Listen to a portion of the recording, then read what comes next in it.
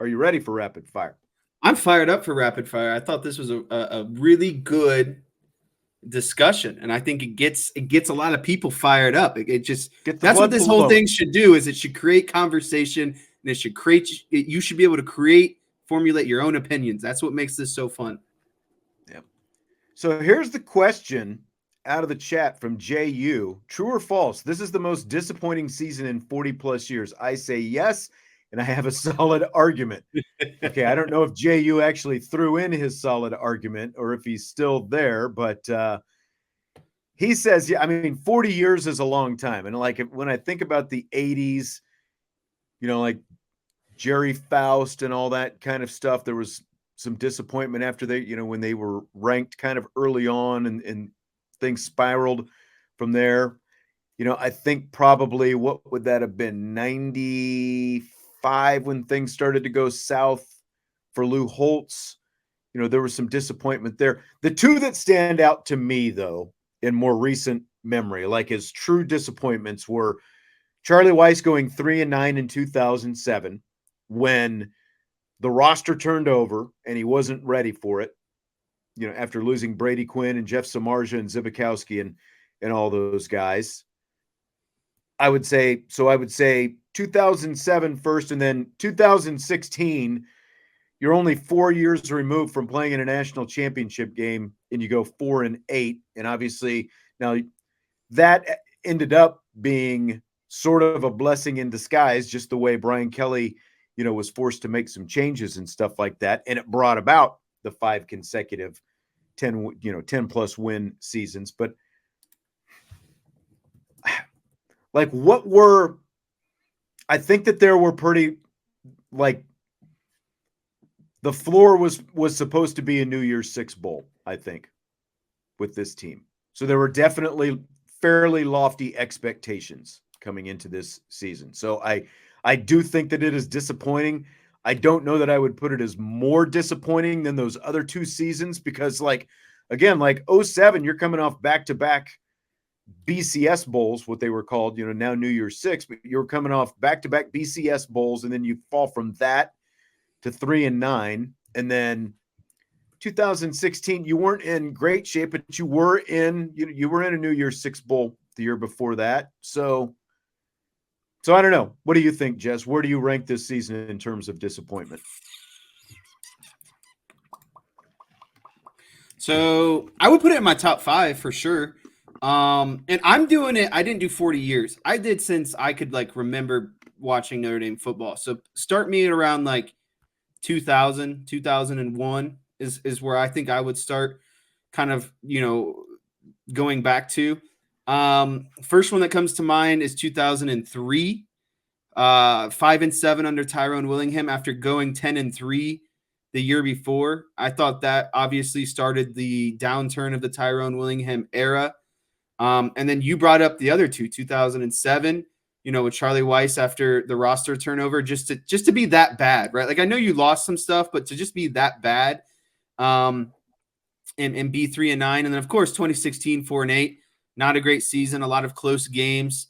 But I think the reason I put this one up there, and I think I would have this probably second, maybe first actually, is you had a really good shot to beat programs that have really handcuffed you the last 20 years and have been at the top of the college football realm. Like, this is the weakest Ohio State's been in probably 20 years.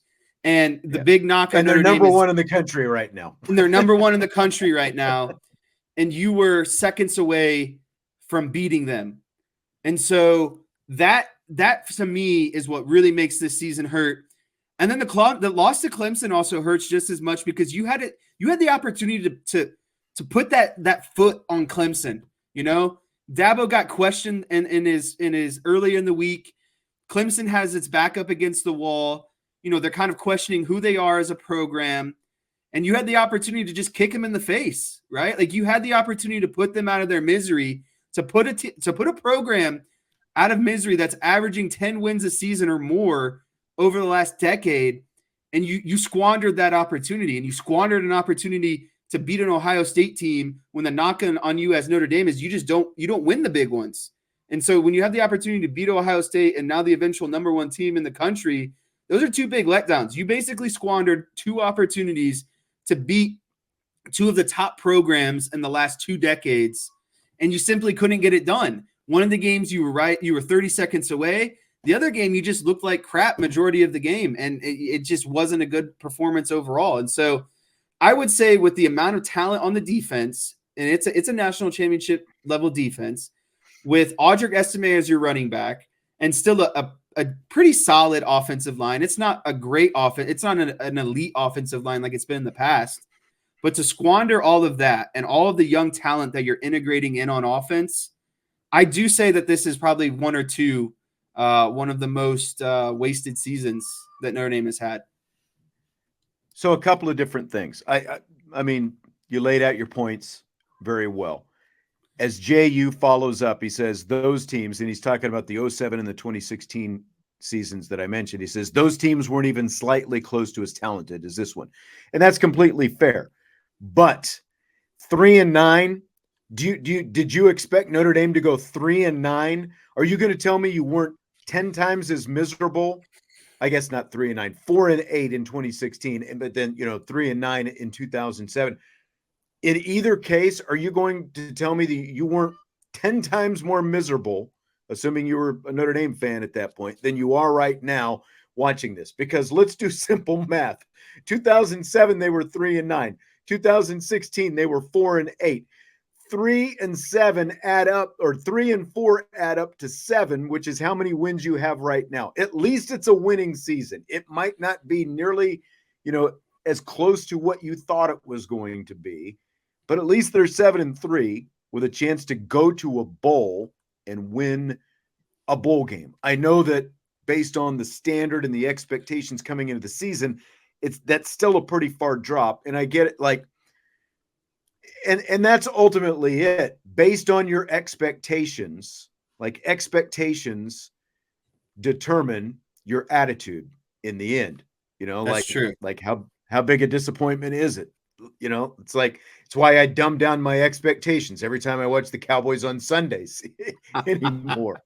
Can't get mad if you don't have high expectations. That's right. But JU had a couple follow, he said, we have an elite defense, all-time leader in the ACC, best running back in America. I mean, fair points. This one, best offensive line in America, best safety. I think he might have followed up and said best offensive lineman, but single offensive lineman. Yeah. Yeah. And I get it. You want to put this as worse. I get it, because again, it's where your expectations were coming into the season. But I still say, to me, those two sub 500 seasons are more disappointing because they were just god awful both years. Awful. Those were awful teams. That was not fun to sit through any of that.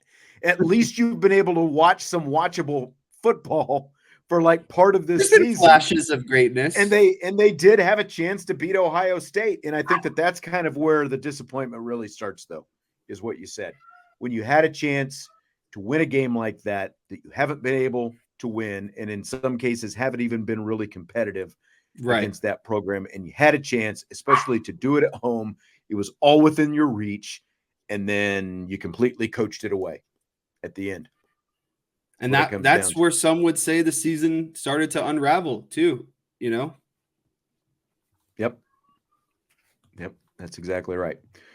So now, Marcus Freeman, or not Marcus Freeman, Sam Hartman, fill in the blank.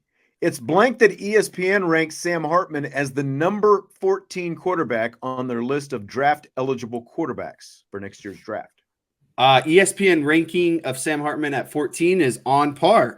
There's nothing that I've seen this season that would show me that he deserves to be in the top 10. And at the beginning of the season, we had this conversation, and I thought it was crazy that Sam Hartman realistically wasn't even a top 5 quarterback. And I don't know if I could make the case for him being a top 10 quarterback, right? And so that is just the overall frustration with it. He hasn't played like a top 10 quarterback.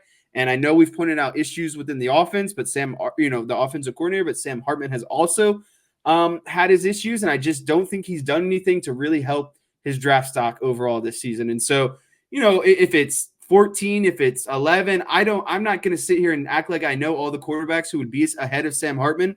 But with what I've seen, it's just what feels right. And he's just not, I just don't see him as an elite quarterback right now. And so again, if he's not top 6, 7, I really don't think it matters beyond that. And I wouldn't, I guess I wouldn't argue or jockey for him to be like, if it's 14, if it's 8, if it's 9, I just don't really care because he's not an elite quarterback. No, that's right. And, we'll get into some more of it here in a second. Here's a couple things that they said about him. He's completed 75% of his throws and thrown 8 touchdown passes on throws under 10 yards this season. Getting the ball out hasn't been a problem. Getting the ball out quickly hasn't been a problem for him. Quick decision maker, but he has also been accurate on deep throws, even though his arm strength has limitations. Where he needs work, while he has plenty of success in the pocket, pressure has rushed him into making premature decisions when under duress.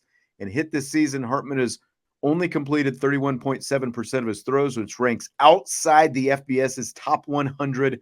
He doesn't have the playmaking ability to create extra opportunities outside the normal structure of plays with any consistency. And these are the reasons. Honest, this is a day 3.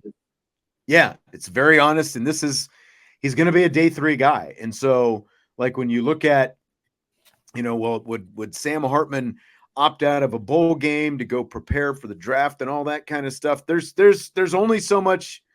He is who he is at this point. He's a day 3 guy, and nothing.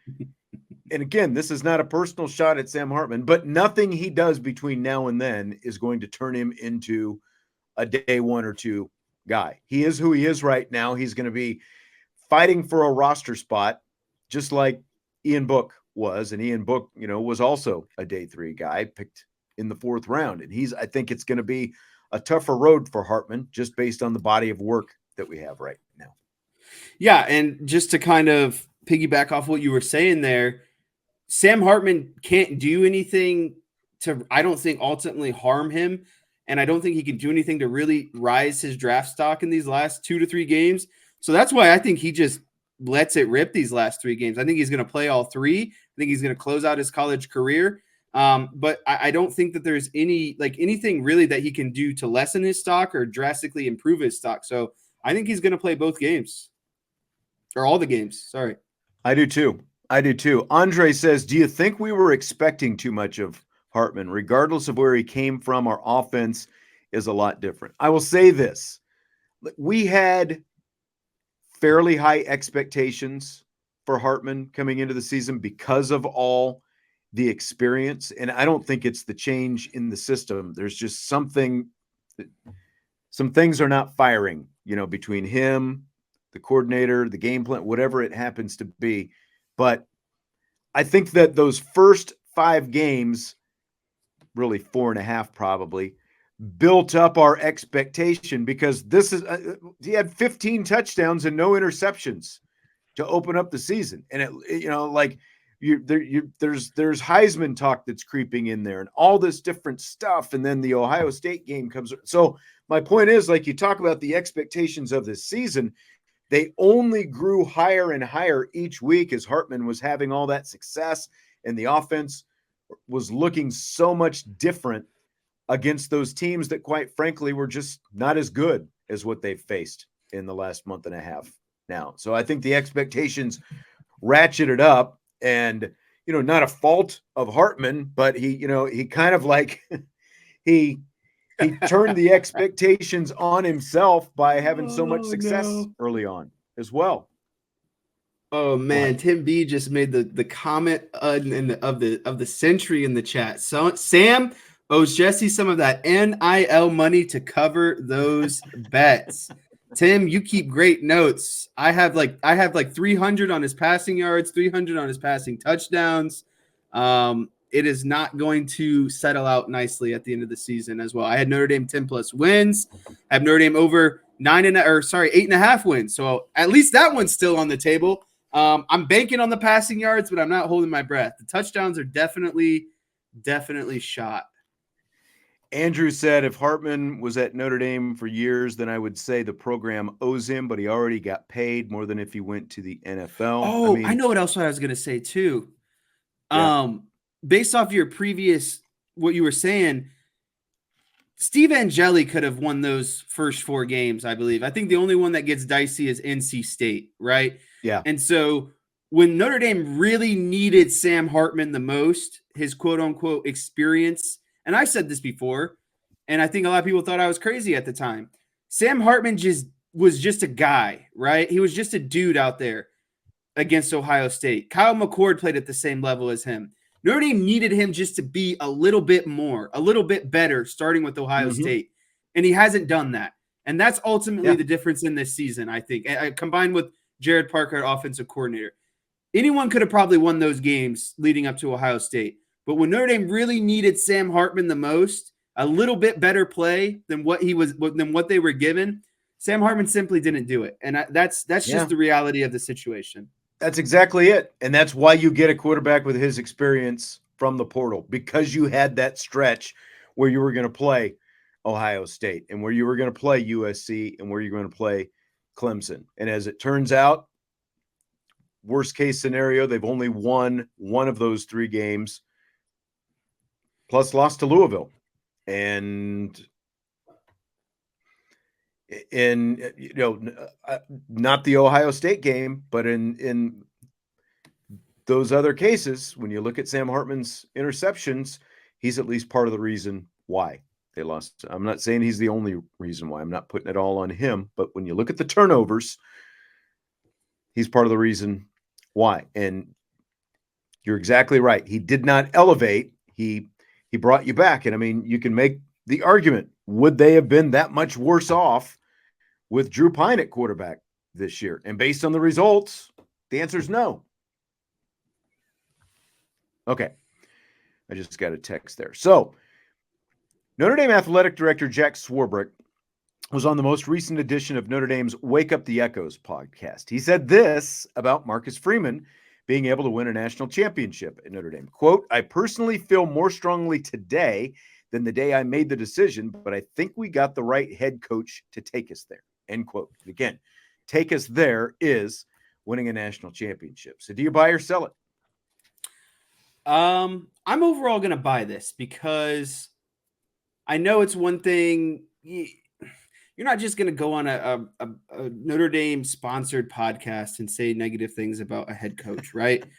But at the end of the day, I still think he had a very healthy dose of Brian Kelly.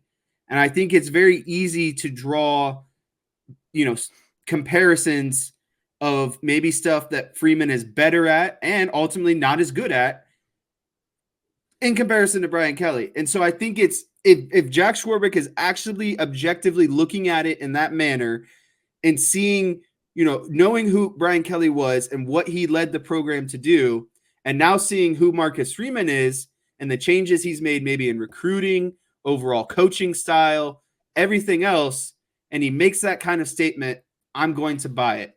So that's where I'm at.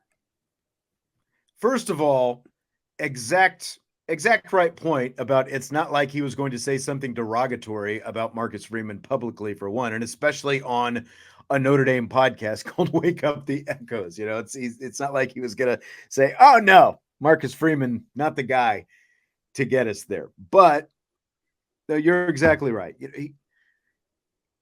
Swarbrick has said up front there were going to be growing pains with an inexperienced head coach. But the trade-off is if this inexperienced head coach can recruit at the level that he showed that he could do and lead at the level that he showed that he could do in his 1 year here as defensive coordinator, you're willing to take that trade-off because now you're stacking success on top of success in terms of your recruiting, and over time you expect that can help at least cover some of those warts and some of those growing pains that you incur along the way. And by the time those two things sort of match up, intersect, whatever you want to call it. You're the mathematician here. I don't know if I'm using my terms right, but by the time that those things do match up, you've got a more experienced head coach and you've got a roster chock full of talent. And when you look at, I think it's pretty easy to see because we've talked about it. When you look at the youth on this roster, the freshmen and sophomores that he is at least in part responsible for bringing in here, there's a lot of good things to point to. So I will buy it as well. And I think just to kind of close this off, the number one thing that Swarbrick, I think, has to be refreshed by is, again, just the way that Marcus Freeman leads a group of men compared to Brian Kelly. I just think he's a better leader.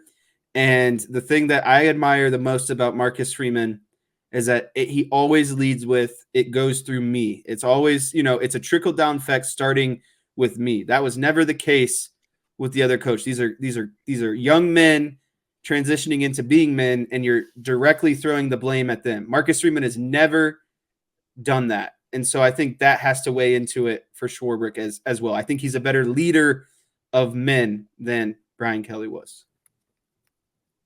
Yes.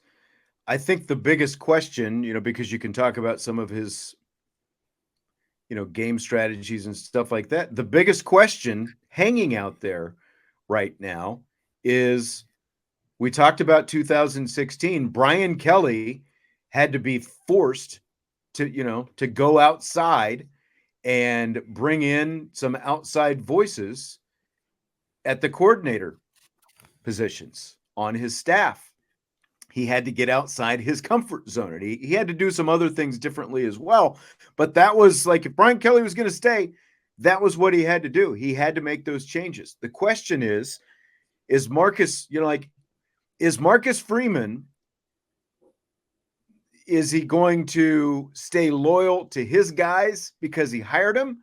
Or is he going to stay loyal to himself and the program and see that he needs to make changes and make them of his own volition before he is forced to? Because if it comes to the point when you're forced to, that probably means that there are going to be much bumpier roads ahead if it comes to that. Yeah. And I think that that's the biggest thing right now is how Marcus Freeman is going to sort of deal with some of those uncomfortable situations for the betterment of both himself and his program going forward. It's going to be a difference maker, I think.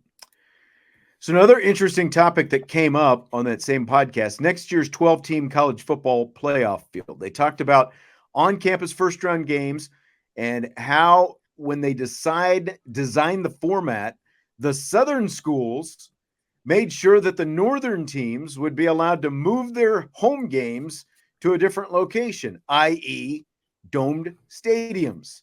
Their assumption was that surely the Northern schools would want to move out of the cold weather. Swarbrick smiled and said, "Oh, no, we don't." So what do you think about that?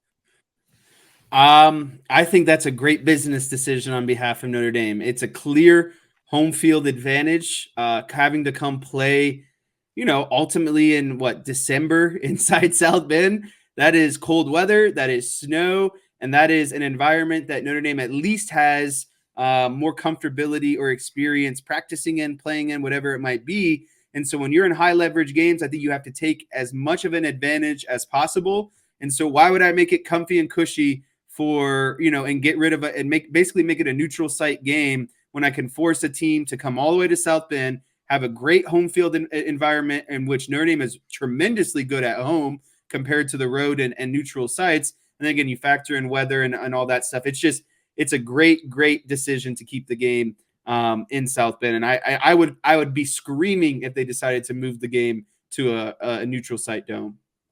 That's right. I mean, there are going to be some things to figure out about hosting games in December when it is potentially, Arctic cold out there and snowing. But if you're Notre Dame or any other school in the Midwest, the upper Midwest, where you do have the chance to get that weather, and you've got an Alabama or a Tennessee or, whoever it happens to be coming up north to play in December, you absolutely want to stick them out there in the cold and make them feel it, make them as uncomfortable as possible. I love this. I love the fact that that's not even a consideration for them. And I remember asking Marcus Freeman about this about a year ago at this time when the 12 team stuff was coming up, whether or not he would want to play home games out there in December or move them into a dome stadium. And he was right along the same line.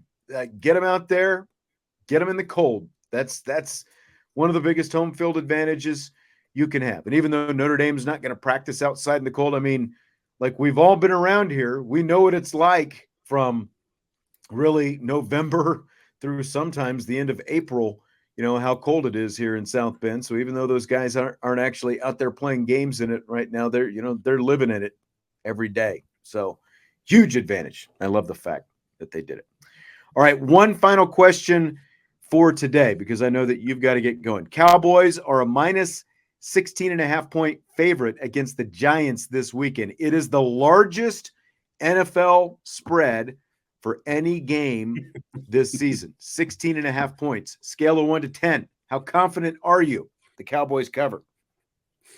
I would put that at a solid 9 out of 10. I would not say the same if Daniel Jones was playing this week. I know he's not great, but the Giants are going to have to play another backup quarterback.